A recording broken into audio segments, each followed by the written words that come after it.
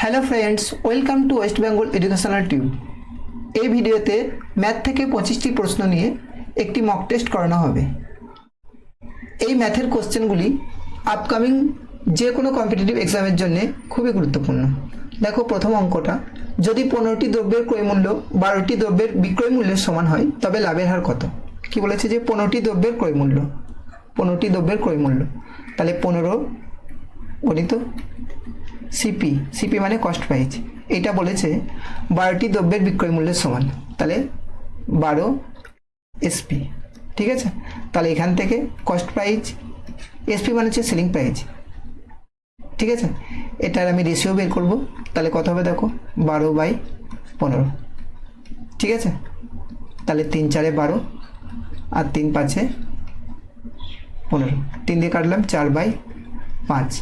মানে যদি ক্রয় মূল্য 4 টাকা হয় তো বিক্রয় মূল্য 5 টাকা, তাহলে এখান থেকে প্রফিট কতটা হচ্ছে? 1 টাকা। কত টাকার মধ্যে হচ্ছে প্রফিট? 4 টাকার মধ্যে। গণিত 100 করলে এটা পার্সেন্টেজ হয়ে যাবে, তাহলে প্রফিট পার্সেন্টেজ কত সেটাই চেয়েছে, লাভের হার কত, তাহলে 4 5 100, 25%। অপশন বি হচ্ছে কারেক্ট অ্যান্সার। সরল সুদে কোনো মূলধন 8 বছরে দ্বিগুণ হলে বার্ষিক সুদের হার কত? ঠিক আছে, সরল সুদে কোনো মূলধন 8 বছরে, তাহলে এখানে টাইমটা হচ্ছে 8 বছর। ঠিক আছে, ধরে নিচ্ছি মূলধন হচ্ছে 100 টাকা। ঠিক আছে, মূলধন 100 টাকা, মানে এখানে প্রিন্সিপাল 100 টাকা, আসল হচ্ছে 100 টাকা, সুদ আসল। ঠিক আছে, সুদ আসলটা কত? সুদ আসল মানে দ্বিগুণ হবে, বলেছে 8 বছরে দ্বিগুণ হয়ে যাবে, তার মানে সুদ আসল হচ্ছে 200 টাকা। 100 টাকা যদি আসল হয়, 2 বছরে দ্বিগুণ হলে সুদ আসল 200 টাকা, তাহলে এখান থেকে আমি ইন্টারেস্ট কত টাকা পাচ্ছি, মানে সুদ কত টাকা পাচ্ছি? সুদ পাচ্ছি আমি 200 থেকে 100 বিয়োগ মানে 100 টাকা। ঠিক আছে, কত টাকা পেলাম? 100 টাকা সুদ পেলাম। তাহলে এখান থেকে আমাকে বের করতে বলেছে সুদের হার। দেখো, সুদের হার আমরা একটা সূত্র জানি, আই সমান মানে সুদ সমান PRT/100। তাহলে আর সমান আমি কি লিখতে পারি? এখান থেকে আর সমান লিখতে পারি 100 গণিত I/P/T। তাহলে দেখো 100, এখানে সুদটা কত? সুদ হচ্ছে তোমার 100 টাকা, আয় হচ্ছে 100 টাকা ইন্টারেস্ট, আর আসলটা কত? 100, আর সময়টা কত? 8 বছর। ঠিক আছে, তাহলে 100 100 কেটে গেল, 100/8 মানে এটা 4 দুগুণে 8, 4 25 100, তাহলে 25/2% মানে হচ্ছে 12.5%। ঠিক আছে, অপশন সি হচ্ছে কারেক্ট অ্যান্সার। এটা এরকমভাবে করা যাবে, এ এবং বি একটি কাজ যথাক্রমে 12 দিনে ও 15 দিনে করতে পারে, তারা একসাথে কাজ শুরু করার 3 দিন পর এ চলে যায়, বাকি কাজ বি কত দিনে শেষ করবে? দেখো, এ কাজটা 12 দিনে করতে পারে আর বি কাজটা তোমার 15 দিনে শেষ করতে পারে। ঠিক আছে, 15 দিনে শেষ করতে পারে। আমি টোটাল কাজ ধরছি 12 আর 15 লসাগু, মানে 60 ইউনিট হচ্ছে টোটাল কাজ। তাহলে এর কার্যক্ষমতা বা এর এফিসিয়েন্সি কত? 60কে 12 দিয়ে ভাগ করলে 5 ইউনিট, মানে 5 ইউনিট কাজ এ একদিনে করতে পারে, 5 ইউনিট পার ডে, মানে একদিনে 5 ইউনিট কাজ। এর এটা কার্যক্ষমতা। বি এর 60কে 15 দিয়ে ভাগ করলে 4 ইউনিট পার ডে, বি এর কার্যক্ষমতা। ঠিক আছে, এবারে দেখো, তারা একসাথে কাজ শুরু করে, তাহলে একসাথে একদিনে এ আর বি একসাথে একদিনে কতটা কাজ করবে? এ আর বি মিলে একত্রে একদিনে যে কাজটা করবে, একদিনে কতটা কাজ করবে? 5 আর 4 যোগ করে 9 ইউনিট কাজ করবে একদিনে। ঠিক আছে, একদিনে কত ইউনিট কাজ করবে? 9 ইউনিট। প্রশ্নে কি বলেছে যে তারা 3 দিন একসঙ্গে কাজ করছে, তাহলে 3 দিনে কতটা কাজ হবে? একদিনে যদি 9 ইউনিট কাজ হয়, তাহলে 3 দিনে 9 গুণিত 3, 9 গুণিত 3, মানে 3 দিনে কাজ হয়ে যাবে তোমার 87 ইউনিট কাজ হয়ে যাবে 3 দিনে। ঠিক আছে, দেখো এরপরে কিন্তু এ চলে যাচ্ছে। ঠিক আছে, এ চলে যাচ্ছে, তাহলে বাকি কাজ কত? 60 ইউনিট টোটাল কাজ ছিল, তাহলে এ চলে যাওয়ার পরে বাকি কতটা কাজ থাকবে? বাকি কাজ হচ্ছে 60 থেকে 27 ইউনিট বাদ চলে যাবে, তাহলে 7 থেকে 27 যদি বাদ যায়, 60 থেকে 27, 7 কয় 10, 3 10, হাতে থাকলো 1, 3 কয় 6, 3 6, 33 ইউনিট কাজ থাকবে। ঠিক আছে, এই 33 ইউনিট কাজটা বি কত দিনে শেষ করবে? ঠিক আছে, তাহলে বি এর এফিসিয়েন্সি কত? কার্যক্ষমতা 4 ইউনিট, তাহলে বি এর সময় লাগবে 33/4 দিন। ঠিক আছে, তাহলে 33/4 করলে কত হবে দেখো, এটা বি এর সময় লাগবে। তাহলে দেখো 4টে 32, 4 দুগুণে 8, 4 5 20, 8.25 দিন, 8.25 দিন। অপশন বি হচ্ছে কারেক্ট আনসার। 150 মিটার দীর্ঘ একটি ট্রেন 12 সেকেন্ডে একটি টেলিগ্রাফ পোস্ট অতিক্রম করে, ট্রেনটির গতিবেগ ঘন্টায় কত কিলোমিটার? দেখো, টেলিগ্রাফ পোস্টকে অতিক্রম করা মানে হচ্ছে ট্রেনটা নিজের দৈর্ঘ্য অতিক্রম করা। তাহলে ট্রেনটা নিজের দৈর্ঘ্য কত? 150 মিটার। তাহলে 150 মিটার যেতে ট্রেনটার 12 সেকেন্ড সময় লাগে। তাহলে এখান থেকে আমি ট্রেনটার স্পিড পেয়ে যাব। ঠিক আছে, তাহলে ট্রেনটার স্পিড কত? অতিক্রান্ত দূরত্ব হচ্ছে তোমার অতিক্রান্ত দূরত্ব বাই টাইম, অতিক্রান্ত দূরত্ব হচ্ছে 150 মিটার, মানে টেলিগ্রাফ পোস্টকে অতিক্রম করা মানে নিজের দৈর্ঘ্য অতিক্রম করা 150 মিটার, আর সময়টা হচ্ছে 12 সেকেন্ড, তাহলে 12। ঠিক আছে, তাহলে এখানে যেটা উত্তর হবে সেটা মিটার পার সেকেন্ড উত্তর হবে। ঠিক আছে, তাহলে এটা কত? কাটাকুটি করো, 3 5 15, 50, আর 3 4 12, 2 দিয়ে কাটো, 2 দুগুণে 4, 2 25, 50, তাহলে 25/2 মিটার পার সেকেন্ড। কিন্তু অপশানে কি আছে যে কিলোমিটার পার ঘন্টা উত্তর আছে, কিলোমিটার পার ঘন্টাতে। তাহলে এই মিটার পার সেকেন্ডকে কিলোমিটার পার ঘন্টা করতে গেলে 18/5 দিয়ে গুণ করতে হয়। ঠিক আছে, তাহলে এটা কিলোমিটার পার আওয়ার বের হবে। তাহলে দেখো 5 5 25, আর 2 9 18। ঠিক আছে, তাহলে 5 9 45। তাহলে ট্রেনটার স্পিড হচ্ছে 45 kilometre per hour. Option A হচ্ছে কারেক্ট অ্যান্সার। পরের প্রশ্ন দেখো, দুটি সংখ্যার অনুপাত 3:4, তাদের লসাগু 180, তাহলে ছোট সংখ্যাটি কত? দেখো, আমি সংখ্যা দুটো ধরে নিচ্ছি, সংখ্যা দুটোর অনুপাত হচ্ছে 3:4। আমি সংখ্যাগুলো ধরে নিচ্ছি, একটা সংখ্যা হচ্ছে 3x আর একটা সংখ্যা হচ্ছে 4x। তাহলে তাদের লসাগু এলসিএম কত হবে? এলসিএম হবে 3 4 12x। ঠিক আছে, এই 12x মানেই বলেছে 180। তাহলে এখান থেকে যদি x সমান কত বেরোবে, 180কে 12 দিয়ে ভাগ করব। ঠিক আছে, x এর মান বের হয়ে যাবে। তাহলে এখান থেকে x সমান কত পাচ্ছি দেখো, তাহলে এখান থেকে x পাচ্ছি 12 12। ঠিক আছে, 5 12 60 15। প্রশ্নে কী চেয়েছে? ছোট সংখ্যা। ছোট সংখ্যা হচ্ছে 3x, তাহলে ছোট সংখ্যা হচ্ছে 3 গুণিত 15। ঠিক আছে, x এর মান 15, মানে 3 15 45। যদি বড় সংখ্যাটা বলতো তাহলে 4 গুণিত 15 গুণে 60 হতো, তাহলে ছোট সংখ্যাটা হচ্ছে 45। অপশন এ হচ্ছে কারেক্ট অ্যান্সার। পরের প্রশ্ন, 5টি সংখ্যার গড় 27, যদি একটি সংখ্যা বাদ দেওয়া হয় তবে গড় হয় 25, তো বাদ দেওয়া সংখ্যাটি কত? ঠিক আছে, তাহলে 5টি সংখ্যার গড় 27, তাহলে 5টি সংখ্যার মোট হচ্ছে 5 গুণিত 27। একটি সংখ্যা যদি বাদ দেয়, ঠিক আছে, তাহলে কতগুলো সংখ্যা থাকলো? 4টা, তখন গড় কত হবে? 25। তাহলে যেটা বাদ দিয়েছে তার সংখ্যাটা কত হবে? 5 গুণিত 27 থেকে 4 গুণিত 25 বিয়োগ করে দিলেই পেয়ে যাবো। তাহলে এটা দেখো, 5 7 35, হাতে থাকলো 3, 5 দুগুণে 10, 7 3 13, বিয়োগ 4 25 100। তাহলে এটা কত হচ্ছে? 35। তাহলে বাদ দেওয়া সংখ্যাটি 35। অপশান এ হচ্ছে কারেক্ট অ্যান্সার। পরের প্রশ্ন দেখো, 60 লিটার মিশ্রণে দুধ ও জলের অনুপাত 2:1।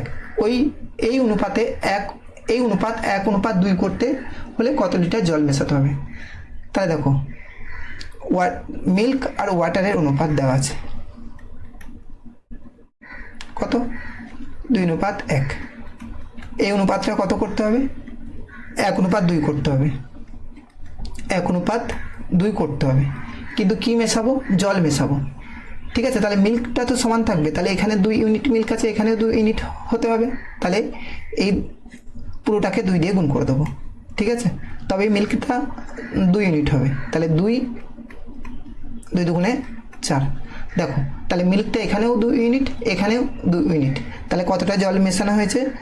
প্রথমে ওয়াটার ছিল 1 ইউনিট, এখন হয়েছে 4 ইউনিট। তাহলে কতটা জল মেশাতে হয়েছে? 3 ইউনিট মেশাতে হয়েছে। ঠিক আছে, 3 ইউনিট। দেখো টোটাল মিশ্রণ কত? 60 লিটার। তাহলে এখানে টোটাল অনুপাতে মিশ্রণ কত? 3 ইউনিট।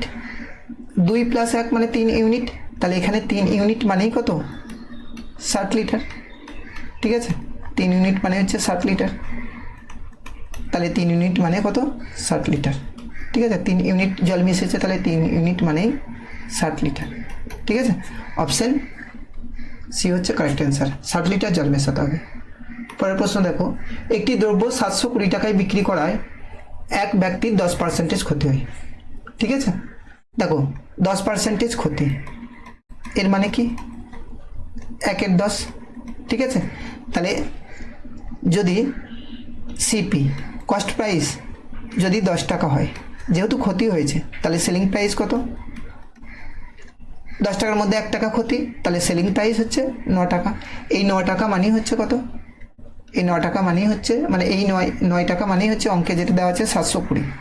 তাহলে এখান থেকে একের মান কত পাবো? 100 মান হচ্ছে 80। তাহলে সিপি তো 10 ইউনিট। ঠিক আছে, মানে 10 ইউনিট এখানে, তাহলে 10 × 80, তাহলে সিপি হচ্ছে 800 টাকা। ঠিক আছে, মানে এই যে 720 টাকায় বিক্রি করেছে, ওই বিক্রি করা দ্রব্যটার ক্রয় মূল্য হচ্ছে 800 টাকা।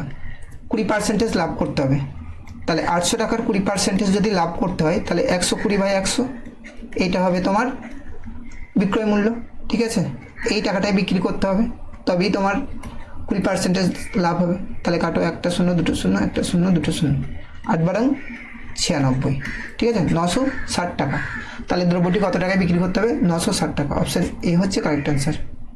পরের প্রশ্ন দেখো, একটি শহরে জনসংখ্যা বার্ষিক 10% হারে বৃদ্ধি পায়। বর্তমানে জনসংখ্যা 10,000 জন হলে 2 বছর পর জনসংখ্যা কত হবে? দেখো 10% হারে বৃদ্ধি পাচ্ছে, তাহলে প্রথমে 10% মানে হচ্ছে 1/10। তাহলে প্রথমে যদি জনসংখ্যা 10 ছিল, 11 হয়েছে, পরের বছরের জনসংখ্যা 10 থেকে 11 হয়েছে। ঠিক আছে, তাহলে দেখো এখন তাহলে জনসংখ্যা 2 বছর পর 100 থেকে গুণ করে দেবো। 100 থেকে 121 হয়েছে, 11 গুণ করলে 121। প্রশ্নে বলেছে যে বর্তমান জনসংখ্যা 10,000 হলে, মানে এই 100 ইউনিট মানে হচ্ছে 10,000। ঠিক আছে, তাহলে এই 100কে কত দিয়ে গুণ করলে 10,000 হবে? 100 দিয়ে গুণ করতে হবে। ঠিক একইভাবে 121কে 100 দিয়ে যদি গুণ করা হয়, তাহলে হবে তোমার 12,100 জন। ঠিক আছে, তাহলে 2 বছর পর জনসংখ্যা হবে 2 বছর পর জনসংখ্যা হবে 12,100। অপশন বি হচ্ছে কারেক্ট অ্যান্সার। পরের প্রশ্ন, একটি নৌকা স্রোতের অনুকূলে 12 কিমি যায় 2 ঘন্টায় এবং স্রোতের প্রতিকূলে একই দূরত্ব যায় 3 ঘন্টায়। স্রোতের বেগ কত? দেখো স্রোতের অনুকূলে 12 কিমি যায় 2 ঘন্টায়, তাহলে স্রোতের অনুকূলে নৌকার বেগ কত হবে? স্রোতের অনুকূলে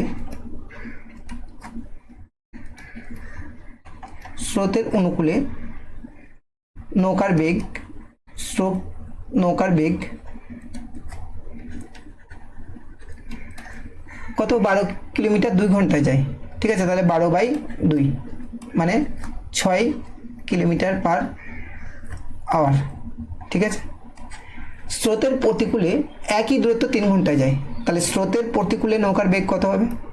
স্রোতের প্রতিকূলে নৌকার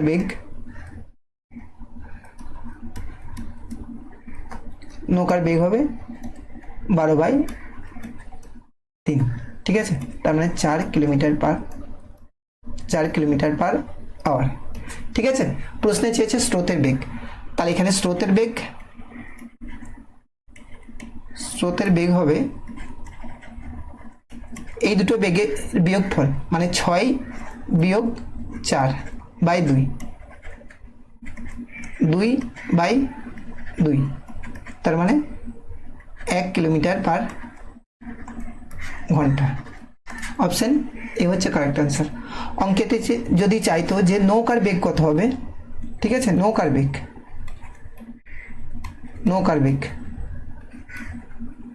বেগ তাহলে কি হতো? 6-এর সঙ্গে 4 যোগ বাই 2 হতো, তার মানে 10/2 মানে 5 কিলোমিটার পার ঘন্টা হতো। ঠিক আছে, দেখো স্রোতের অনুকূলে নৌকার বেগ আমি ধরে নিচ্ছি, ধরো নৌকার বেগ, ঠিক আছে, স্থির জলে নৌকার বেগ ধরছি এক্স, আর স্রোতের বেগ ধরো ওয়াই ধরছি, ঠিক আছে। তাহলে স্রোতের অনুকূলে নৌকার বেগ মানে কি, যে স্রোতের অনুকূলে মানে স্রোত যেদিকে যাচ্ছে নৌকাও সেদিকে যাচ্ছে, তাহলে সেক্ষেত্রে নৌকার বেগ মানে স্রোতের অনুকূলে নৌকার বেগ মানে এক্স প্লাস ওয়াই, ঠিক আছে। আর স্রোতের প্রতিকূলে মানে যেদিকে স্রোত যাচ্ছে তার বিপরীত দিকে নৌকা আসছে, তাহলে সেক্ষেত্রে হতো এক্স মাইনাস ওয়াই, ঠিক আছে। তাহলে এক্স প্লাস ওয়াই মানে হচ্ছে স্রোতের অনুকূলে নৌকার বেগ, আর এক্স মাইনাস ওয়াই হচ্ছে স্রোতের প্রতিকূলে নৌকার বেগ। তাহলে এখান থেকে এক্স তো আমি নৌকার বেগ ধরেছি, তাহলে এক্স যদি আমাকে বের করতে হয় তাহলে দেখো, তাহলে এক্স যদি আমাকে বের করতে হয় তাহলে কি লিখবো, এই 6+4/2 করলেই হয়ে যাবে। তার মানে দেখো তুমি এই দুটোকে যোগ করো, ঠিক আছে, X plus Y plus X minus Y, ঠিক আছে। তাহলে ওয়াই ওয়াই কেটে গেল, এটা সমানই কত 6+4, আর এটা 2x, তাহলে এক্স সমান কত 6+4 মানে হচ্ছে 10/2 মানে হচ্ছে 5।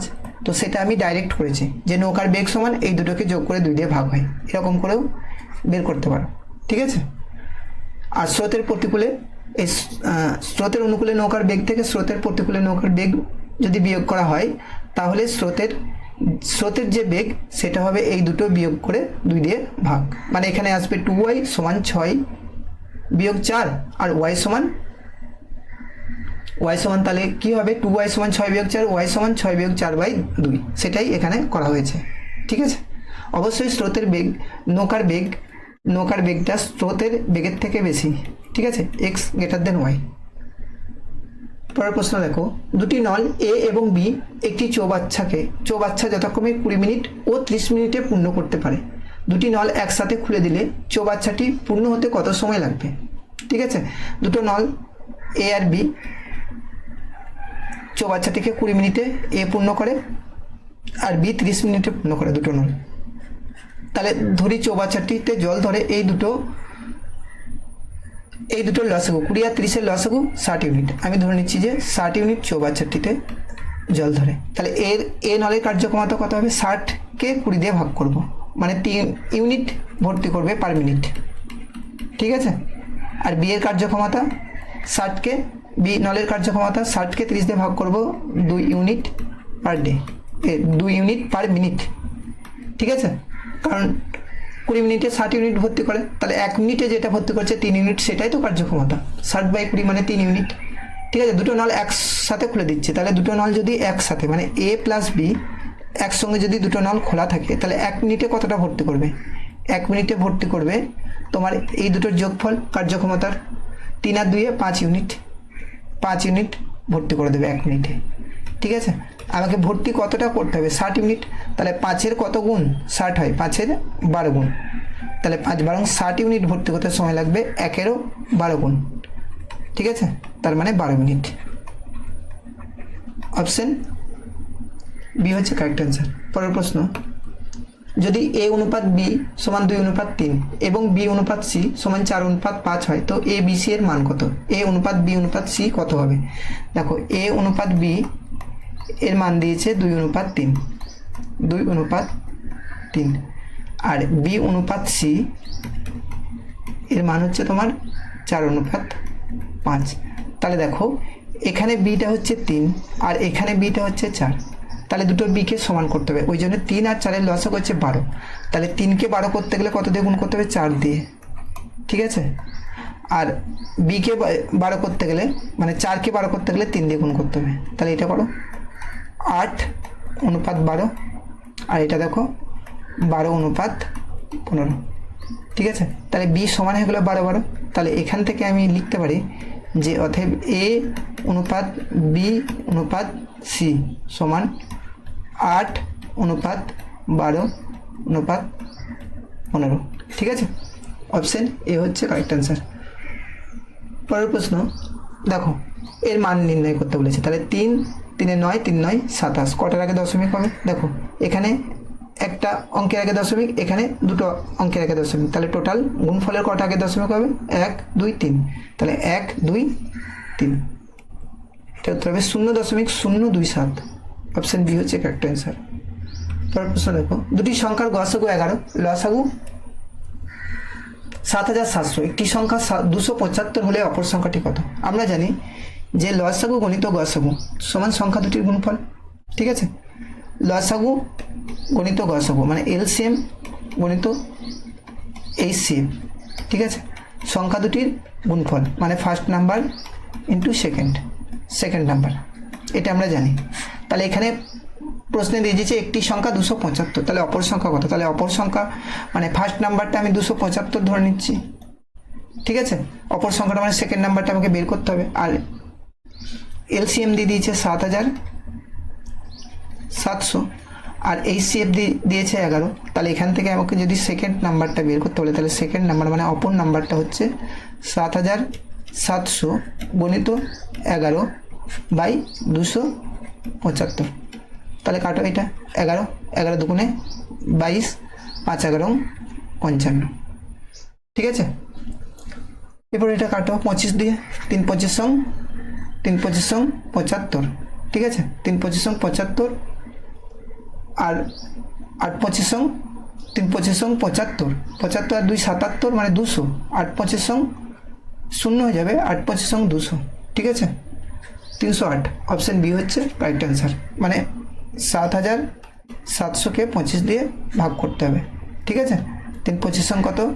75, 2 0 0, তাহলে এখানে একটা শূন্য হবে, 8 25 200। ঠিক আছে, পরের প্রশ্ন, এক ব্যক্তি 1400 টাকায় একটি সাইকেল কিনে 15% ক্ষতি দিয়ে বিক্রি করলেন, সাইকেলটির বিক্রয় মূল্য কত? ঠিক আছে, তাহলে বিক্রয় মূল্য সেলিং প্রাইস বের করতে বলেছে। কত টাকায় সাইকেলটা কিনেছে? 1400 টাকায়। তো 15% ক্ষতিতে বিক্রি করছে, তার মানে 85% বিক্রি করছে। তাহলে 100 থেকে 15 বাদ 85, 0 0 কেটে দাও, 5 14 70 0, হাতে থাকলো 7, 8 14 হচ্ছে 112, 112 আর 7 হচ্ছে 119, তাহলে 1190 টাকা। অপশন বি হচ্ছে কারেক্ট অ্যান্সার। পরের প্রশ্ন, যদি x প্লাস 1/x সমান 5 হয় তো x স্কোয়ার প্লাস 1/x স্কোয়ারের মান কত? দেখো x প্লাস 1/x সমান 5 বলেছে, তাহলে দুদিকটা তুমি হোল স্কোয়ার করে দাও, x প্লাস 1 তার স্কোয়ার সমান 5-এর স্কোয়ার কত? 25। ঠিক আছে, দুদিকটার বর্গ করে দিলাম, তাহলে এখান থেকে কি পাচ্ছ? x square plus 1/x square plus 2ab সমান 25। তাহলে এখান থেকে x এর মান কত পাচ্ছ? x স্কোয়ার প্লাস 1/x স্কোয়ারের মান পাচ্ছ 25 থেকে 2 বিয়োগ। ঠিক আছে, তাহলে 25 থেকে 2 বিয়োগ করলে 23। ঠিক আছে, অপশন বি হচ্ছে কারেক্ট অ্যান্সার। পরের প্রশ্ন, প্রথম 50টি স্বাভাবিক সংখ্যার সমষ্টি, এটা একটা সূত্র আছে, n ইন্টু n প্লাস 1/2। তাহলে এখানে n কত? 50, n প্লাস 1 মানে হচ্ছে 51/2, তাহলে 2 25 50, 25 থেকে 25 হাতে থাকলো 2 আর 5 25 সঙ্গে 125, 125 আর 2 127, 1275। অপশন সি হচ্ছে কারেক্ট অ্যান্সার। 2 4 6 7 টু দি পাওয়ার 153 গণিত 341 টু দি পাওয়ার 72 এর গুণফলের এককের ঘরের অঙ্ক কত হবে? তাহলে দেখো, শুধু আমি এই 7টা দেখব আর এখানে একটা দেখব, তাহলে এই 7-এর পাওয়ার কত? 153 আর 1-এর পাওয়ার কত? 72। ঠিক আছে, দেখো এই 153কে 4 দিয়ে ভাগ করব, কারণ 7-এর সাইক্লিসিটি হচ্ছে তোমার 4। ঠিক আছে, 4 বার অন্তর অন্তর রিপিট হয়, তার মানে দেখো এখানে আমি যদি 7-এর পাওয়ার 1 করি তাহলে 7 হবে, 7-এর পাওয়ার যদি 2 করি তাহলে কত? 49 হবে, আর 7-এর পাওয়ার যদি 3 করি তাহলে কত হবে? 343, আর 7-এর পাওয়ার যদি আমি 4 করি তাহলে হবে 2401। ঠিক আছে, আর 7-এর পাওয়ার যদি আমি 5 করি তাহলে এককের অঙ্কে কিন্তু 7ই আসবে।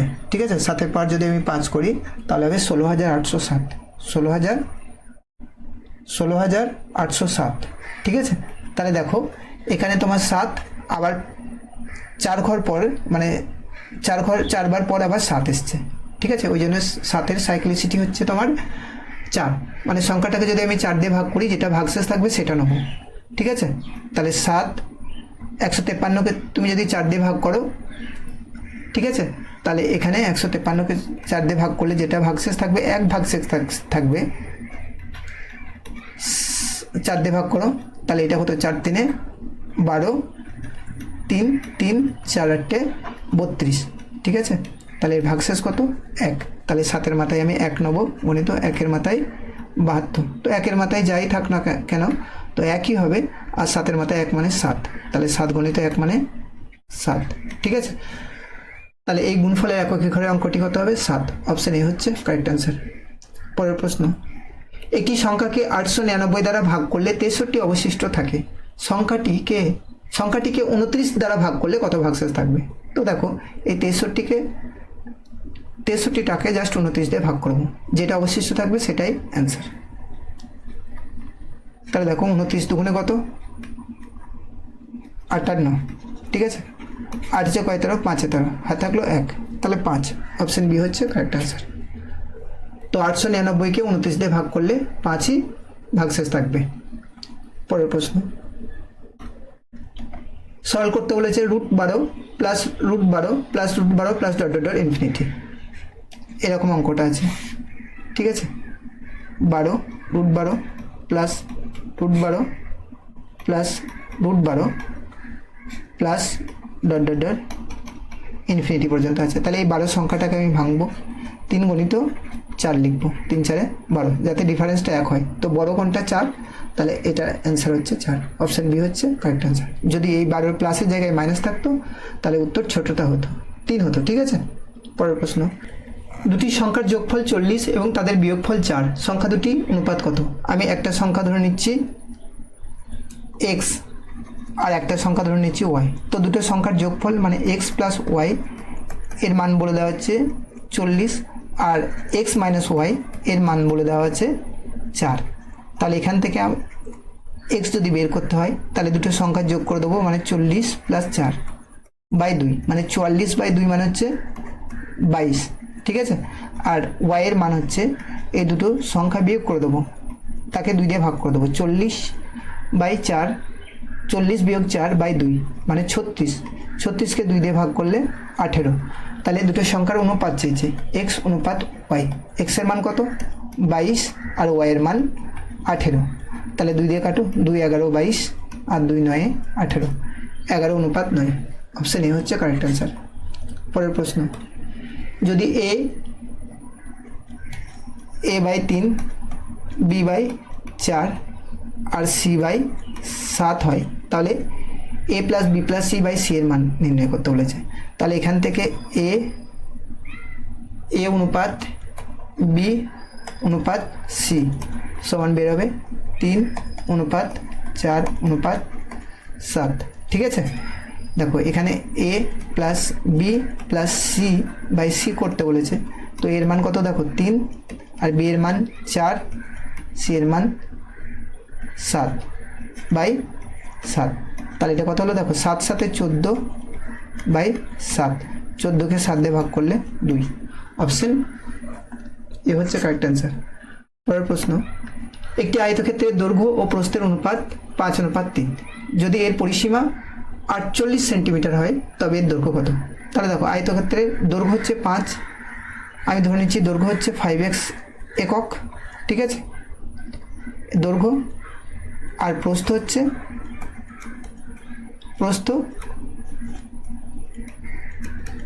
3x, তাহলে এর পরিসীমা, আয়তক্ষেত্রের পরিসীমার সূত্র আমরা জানি যে 2 গণিত দৈর্ঘ্য প্লাস প্রস্থ, ঠিক আছে, মানে 5x প্লাস 3x, তাহলে এটা কত হলো 5 আর 3 8 মানে 16x, ঠিক আছে, 16x হচ্ছে পরিসীমা আয়তক্ষেত্রের। আর আয়তক্ষেত্রের পরিসীমাটা কত বলে দিয়েছে, অঙ্কেতে বলে দিয়েছে যে এই 16x মানে হচ্ছে 48 সেন্টিমিটার, 48 সেন্টিমিটার।